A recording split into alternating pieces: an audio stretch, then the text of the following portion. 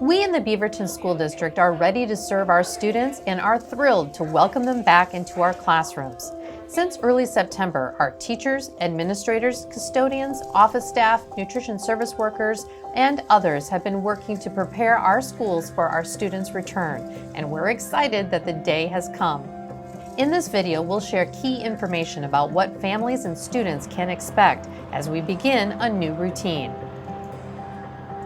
First, we'll be asking parents and guardians to do a daily health evaluation before sending students to school. All good? If a student exhibits any of these symptoms on our home-based student screening guide, the student should stay home. If your child rides the bus to school, the driver will greet them, Good morning, record their attendance, and do another visual check.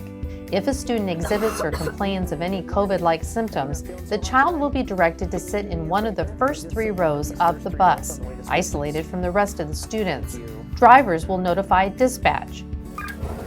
Route 5011 to base. Go ahead, 5011. I have a student that is going to need to be met at Hazeldale, please. And dispatch will notify the school. Copy 5011, calling Hazeldale. These children will disembark first. A staff member will meet them and take them to the isolation area. The driver will direct the students where to sit, loading the bus from rear to front. We'll make every effort to place one child per seat, but members of the same household can sit together, and all students will need to wear masks. A few other notes about our bus protocols. Each time students disembark, drivers will disinfect high-touch areas. The entire bus will be sanitized twice a day. At least 3 windows per side will be lowered to the red line, and roof hatches will be opened to ensure extra airflow and ventilation. Our transportation department will be notifying families about bus routes for hybrid instruction. Families can learn more on our transportation webpage. All right, have a good day. If your student walks or you drive them to school, know that drop-off locations and routines at many schools have changed too. Protocols may be different at each school depending on the layout. Your student's school will communicate the specifics directly with your family. As students arrive on school grounds, staff members will greet them, direct them to the correct entrance, and do another visual check. This process may vary slightly by school. Students will then use hand sanitizer and maintain 6 feet of spacing. Please note that all students and staff must wear a face mask. The district will make accommodations for students with documented disabilities or medical conditions. Visitors and volunteers may not freely enter school buildings at this time. Families who make prior arrangements may enter through the main office. Elementary hybrid students will attend school in the mornings on Mondays, Tuesdays, Thursdays, and Fridays. For early start elementary schools, students will begin at 8 with dismissal at 10:15. For regular start elementary schools, it's 9 with dismissal at 11:15. Please know that these times are tentative pending negotiations with our employee associations. In the morning, teachers will be providing in-person instruction in reading, writing, math, and some health subjects. In the afternoon, hybrid students will be at home, learning asynchronously online. That means they'll be working independently on social studies, science, Dreambox, and some health lessons. They may have live instruction in music or PE. Some students also will receive English language development, special education, or intervention supports. Your teachers will share more about that. Hey, Amelia. Hi, how you doing? I'm good. Thank you for asking. Hi, Danny. Hi. Students will be grouped into cohorts or pods of students, and they'll stay with those pods during the day. Students will use hand sanitizer as they arrive in the classroom and place their belongings in a designated location. Students will have 35 square feet of space. Think of it as a kind of bubble. Supplies and books will not be shared. Students may be directed to keep their own supplies in a box, bin, or cubby. As students transition into different activities, they may be directed to use hand sanitizer or wash their hands. Schools have also developed protocols for using the restroom, including taking a specific route and hallway supervision.